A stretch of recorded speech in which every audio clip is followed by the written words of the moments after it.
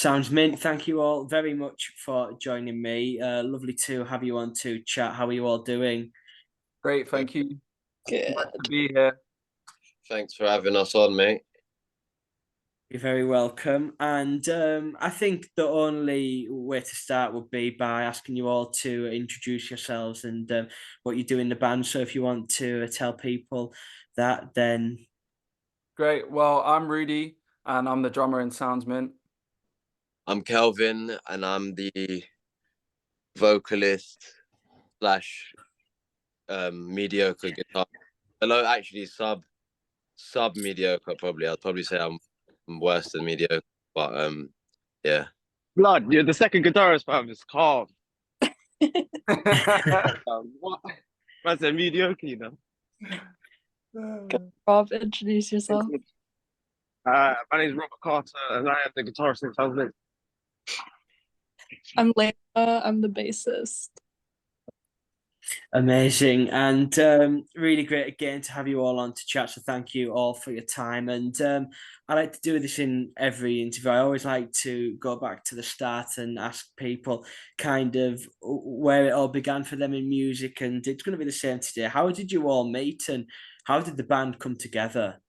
It's a bit of a crazy amalgamation of things, but to put it in a concise kind of way, me and Kelvin were in a band beforehand, and then that ended around like lockdown times, and then we just basically wanted to continue making music together. So we started just producing songs in Kelvin's bedroom quite badly.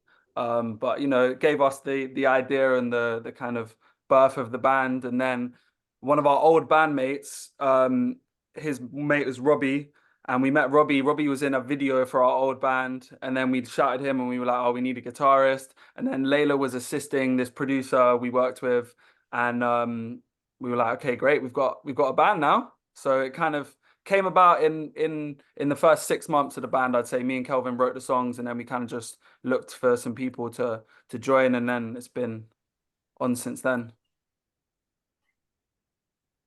I guess it's it sounds like it came together quite quickly then. And I always wonder, when there's so many of you, how do you then kind of decide on the route and the direction that the band wants to take, and what sound you want to adapt and everything? I think like the first tunes we made probably set the tone. Me and Rudy made like 6 tunes in my room, and within those 6 tunes, I think we had like all the palettes of our sound. So we made like Fullback, Pugland. So we had like that heavy, moshy stuff. We made Mess, Club Penguin, which was the more like melodic post-punk, like indie stuff. So I think we really painted the strong palette with those kind of first tunes we made, and it felt good and it felt right. So we were like, cool, this is our sound. And then I think it only developed from there, where when Rob and Layla came on, and I think they resonated with it, and I mean, made it even better. So I think you got everyone's flavor in there, and you know, now we all write individual parts, and you know, we go into studios and work with producers to help, because none of us are really like computer people. We're just like, ideas, let's get it down, you know. So I think now it's kind of, we're really getting into the sound of us all together after playing together for, you know, a year or so, and really kind of honing it all. Yeah. What would you say all of your go-to genres would be, if we talk about influences, and what kind of influences each member personally? What would you all say?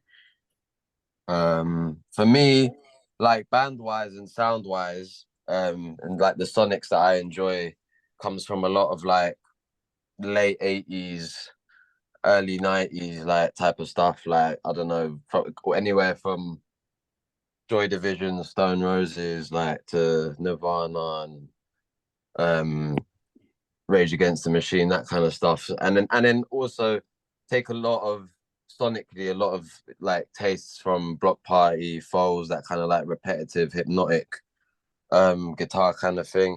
And then lyrically, I listen to a lot of rap, a lot of lyricists, a lot of like Detroit rap, a lot of kind of like that. I don't know, like I like to call it luxury rap, like people like West Side Gun rock monster, like these people who are very lyrical and like they make like tunes with Alchemist and shit. Like lyrically, I listen to a lot of lyricists. I think that always keeps me inspired and thinking of interesting shit to say. And yeah, for me, I feel like I listen to so much different music. I was brought up on when I started drumming like Led Zeppelin and The Who, but by all means, that's not all I listen to in terms of music. I think anything that kind of just gives me a feeling, groove wise or rhythmically, you know, I love a lot of Latin music and African music because I find it's kind of more interesting rhythmically. But anything that has feel and emotion, really, any type of music that can make me feel something and that gives me like a strong emotion, that's what I love in music. So that kind of just influences me in whatever feeling I want to make or we are making.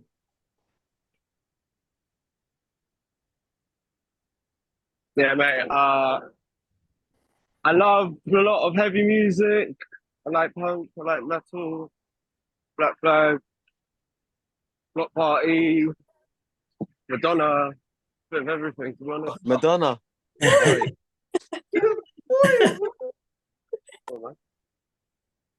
That's wicked. Nice shit. Go on, Layla. I don't know. If we're talking in terms of our music, I think all my bass lines kind of come from either just jamming with Rudy or like listening to what Kelvin and Rob come up with. I don't. That's kind Layla of. doesn't listen to anyone else. Hello, I mate. don't Sorry, I just got posted something. listen to our own stuff a lot. That's good. That's what we want.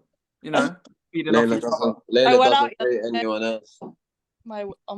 every time I get on the train or something, I listen to our demos. Only a fan of your own band. I like it. Yeah. It's actually interesting that though, because there's some people that don't like listening to their own music. I've heard loads of people say that they don't like listening back to an album when they've released it. I mean, I had someone on a few months back, and I mentioned the release date of their album to him, and he said, "Is that right? I'm just into the process of making it, and you know more than me." But I guess that's kind of nice if you're a big fan of your own stuff. I think it's good. I think I've definitely been in projects before where I haven't wanted to listen back, and I think it's a good you do want to listen back to your own music. Yeah, because you're analyzing it, you know, taking it in and figuring out where you want to take the sounds or what you could do on the next one, or you know, that seeing song what you like, come seeing what you fruition. don't like. There's definitely songs of ours that I'm like, I don't like how this sounds. So yeah, I guess yeah. I guess it's nice when we do talk about the influences that everybody's got kind of the different thing, because like you say, I bet it benefits when you kind of when you're all kind of writing your own parts and everything like that. Yeah, I think it make it quite original, and I think the like meld and the blend of all of our styles individually is what makes it sounds mint. You know, I don't think it would be one without the other. So it's all appreciated. Sure. Was there a route that you wanted to take the band lyrically or anything? Is there like any messages in your songs? I know Rudy at Stockton Calling the other week, you came straight up to us after the gig. You two were laughing so much, and I was drumming, and I made eye contact with both of you in the crowd, and we had this little moment, and I was trying so hard to compose myself and be serious because I didn't want to just burst out laughing, but yeah, it was funny. That lyric about Victor Moses is probably my favorite lyric I've ever heard. Who came up with it? Oh, it's Kelvin, all Kelvin. Yeah, incredible. Weird random stream of consciousness. Yeah, the lyrics all come from a range of places. I do like to say important things that need to be said, but I also like to put it in a bit of tongue in cheek, a bit of fun. Generally just want to make everyone have a good time, you know. So I'm glad. I was happy to see a lot of laughing faces. You know, I'm essentially like so yeah, it was good. I just think it's amazing. I mean, such a random footballer, and Yeah, naming various clubs he's been on loan. I thought it was fantastic. very niche. It's for the real. It's not for the casual. It's for the real football fans. Yeah, amazing. But is that kind of the route you want to like go down lyrically? Like, I know you said about getting messages out about things that need to be said. Yeah. I mean, that's the thing. I don't want to be. There's a fine line between being like a very preachy band, and I don't want to. Like, I want the people to just resonate if they resonate, but I'm not trying to be shoving messages down people's throats because at the end of the day, what do I know? Do you know what I mean? I'm just an artist. So like I like to share my perspective and see like show people how I see the world.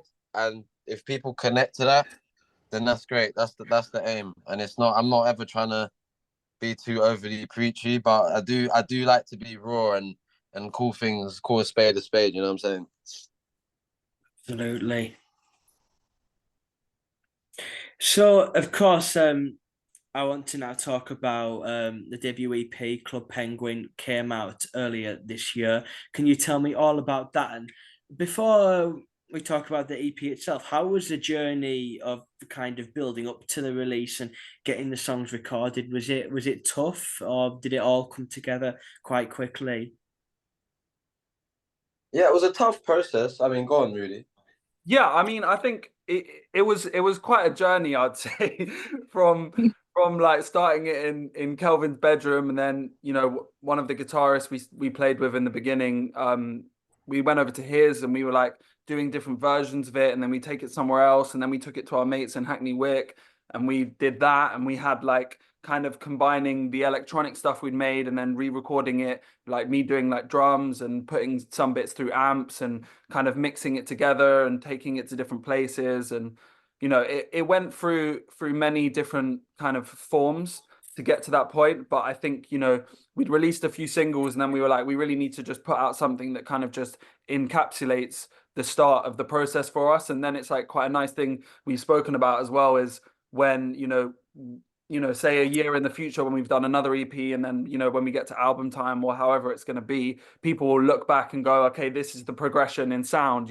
It's like we weren't using the best equipment or doing it in the most fancy places or whatever, and it was kind of like a learning process. But I think that's quite nice, and I guess it's like documenting the journey of us kind of coming up, and that's the way I see it personally.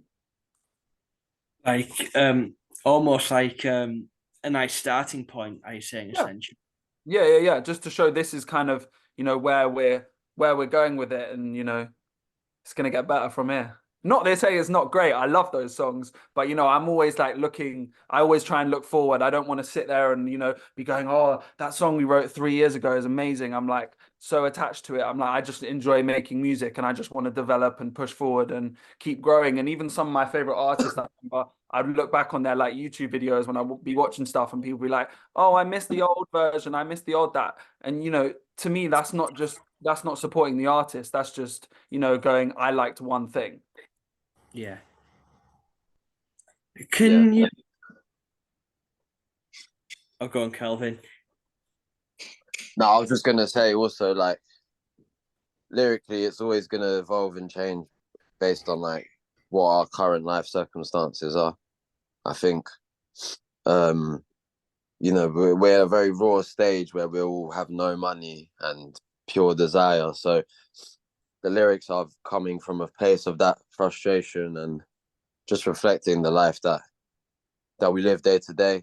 And I'm sure as we become big rock stars or whatnot, probably run out of what to say. So we gotta You gotta make the music now. we gotta make the most out of it. Do you know what I'm saying? But like evolutions. All jokes aside, evolutions like an important thing. I think it's important to, and I guess that comes from all of us having different influences and stuff. I think is like we're lucky that we very much have a strong sound within what we do, and I think there's a big scope and it's quite a versatile sound. So yeah, be expecting a lot of Expect the interesting unexpected, things. I guess. Because if you're anything like me, I hate going to see an artist and after 2 songs, I've heard the whole set. Do you know what I mean? I just get bored. I've got way too much ADHD for that. I just like, I can't deal with it. So like, to me, making the same song over and over again, it's just not possible. Yeah. So I guess it sounds like you want to almost make like different sounding songs then too, as the band goes on. It's just emotion, I feel like. Yeah. To me, no, I bang on about it. But to be fair, Kelvin's the only non-Pisces in the band. So, you know, to me, it's just music is just emotion. If I hear a song, so it's like even when Kelvin, it's like lyrically or whatever, because that's kind of the final piece of bringing a song together. You know, we can write the instruments and there's been many instrumentals, but the ones that have lyrics on them are the ones that, you know, become songs that get released and get played, obviously. So it's like, you know, and some songs will catch Kelvin and it will feel it and the song will kind of write itself, as we like to say. And some songs don't do that. And it's like whatever catches the emotion, catches the moment, and captures your mind and your inspiration. I think that's what keeps it authentic to us. I think anytime I find myself struggling to write for a song, then I'm like, maybe this isn't a song for us, and we just kind of move on. We don't like to be too you know, what's the word for it? I don't know. I just don't think we like to dwell in that kind of like forcing it side of making music. Like it should always be free and a flow of creativity that just kind of comes together. And I think anytime we found that anything we've written that doesn't kind of come together pretty quickly, then we don't have the energy for it. I think ultimately that's the currency that we're putting into our music that then people are connecting to through our shows and through listening to the records is the energy. So I think if we can't, and you can't fake that, you know.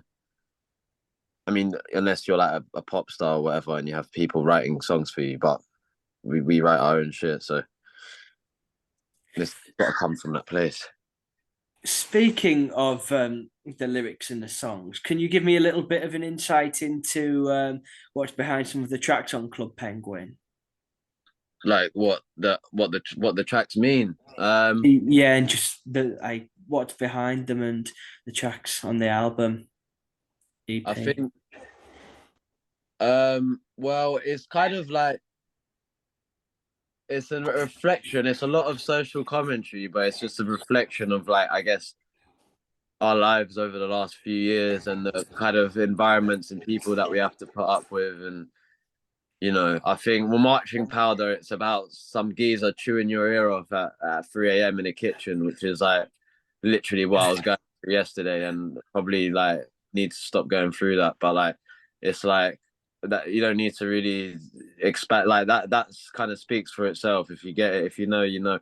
But like, you know, there's that. Then there's What's Good, which is about people living in like rich people in London and trying to act like they're poor and blend in with like it's just like it can be a bit of a mess. Like a lot of people doing a performance, and it's just about that, and it's just about calling out the not the genuine like energy that people put out, and that whatever everyone likes to present themselves as. Club Penguin again, it kind of expands on that. It's the same kind of thing about people trying to live a life they don't necessarily need to live, and you know, just kind of calling that out and just being like, look, you don't need to live like that, like and it's actually kind of insulting, but like, and I don't know what's the next one. Here's the tea. Is that the fourth one? I think I've gone through the first three. The fourth, Here's the tea, is kind of like, again, probably about like a annoying. I think I'm quite like, I get quite annoyed at a lot of people waffling. So I guess it comes from a place of that again. You know, conversations with you is like a lobotomy, or I'd rather be lobotomized. It's like, it's just again, just people just talking shit basically, and it's kind of like being stuck in that in between, like whether that's like, you know, you've got a bad routine of like going to the pub too much, or you've got a bad routine of, I don't know, like fucking not going out enough, and it's just like being stuck in the middle of not really being sure like where you're gonna go, like what you want to do. Nothing really feels right, but nothing also is wrong at the same time, and it's just about fucking like expressing that. Fools in Porsches is just like pure social commentary, and it's just shining a light on people's problems. Ian Bill's Shattered Dreams, you know, that kind of everyday person and what they might be going through. It might be a geezer who's just like giving his house away at the bookies and his missus has kicked him out. It might be a flipping, you know, and a like alcoholic, like widowed mum walking down the street. Like you don't know what everyone's going through. So I think it's shining a light on the kind of this, you know, how everyone is going through a mad little journey of their own, especially in a city like London. And it's just like from an observer's point of view, I guess, from a bird's eye view of just what you might come across walking down the high street in London. Do you know what I mean?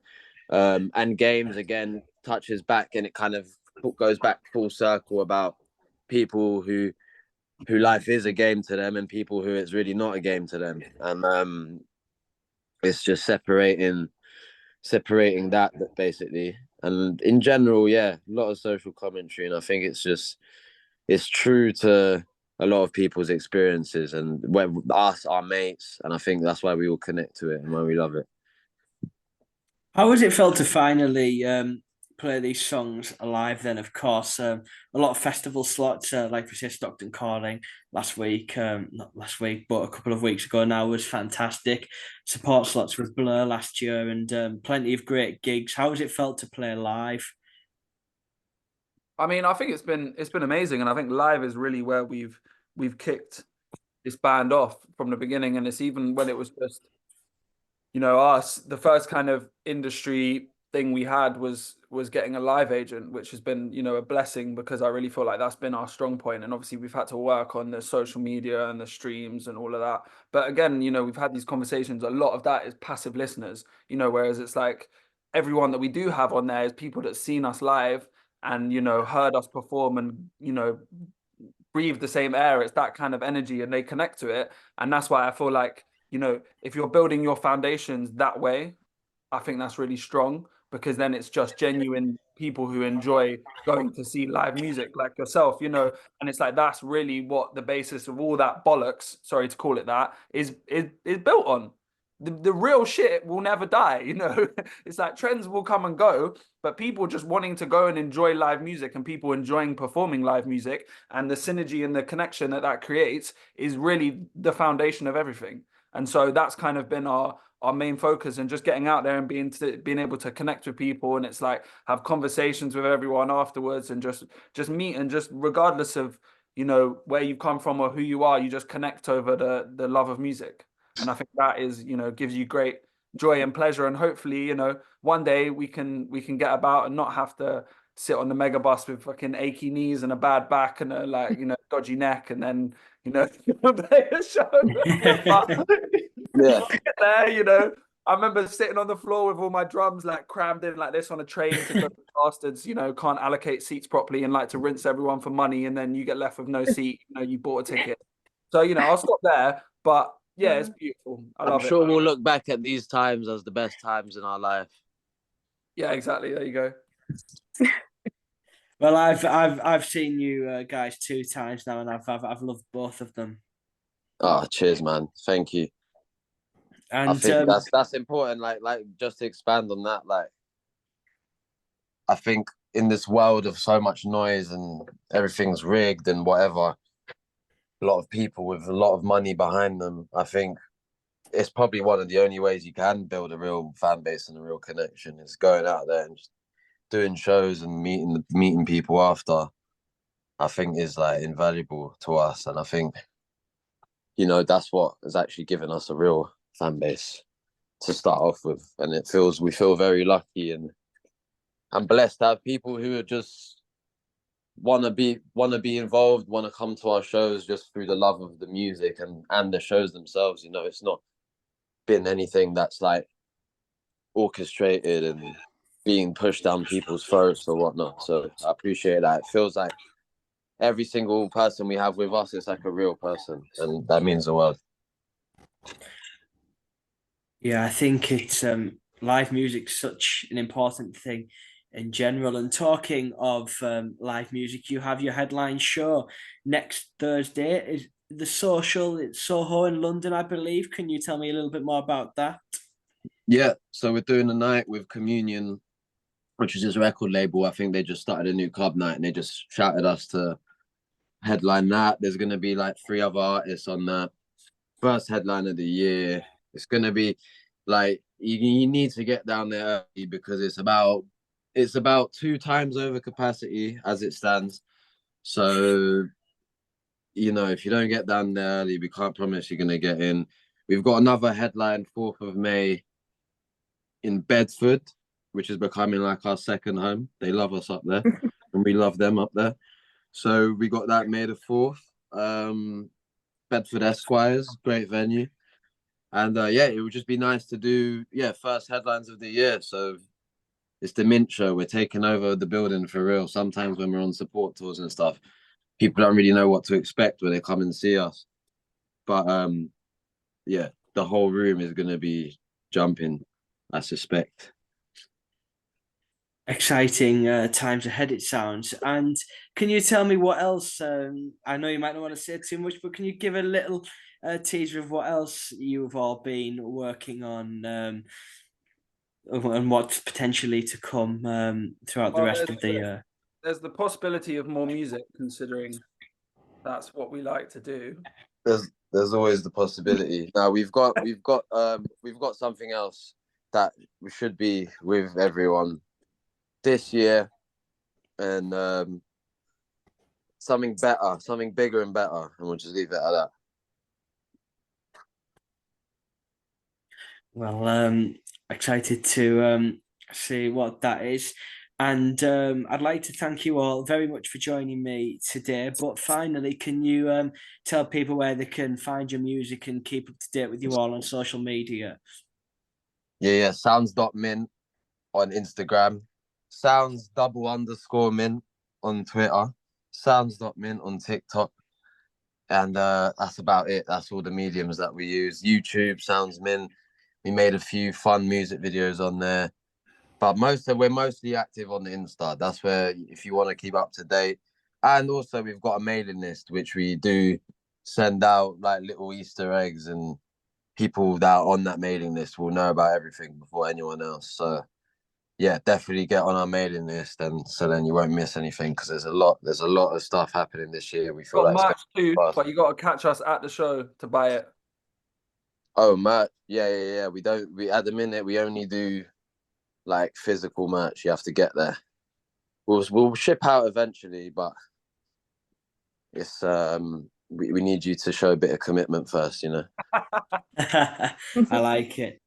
Well, thank you all very much for joining me. Sounds mint, and hopefully you can get back up our way for a show sometime soon. It would be great to see you all live again, and let's hopefully catch up again when there's new music on the way. If Newcastle's near enough for you, we'll be there on the 25th of May as well for Stones Throw Festival. Are you there in May? Yeah, 25th of May. So for anyone listening and for yourself, that's near. If Newcastle is near enough, then we'll be there. Amazing.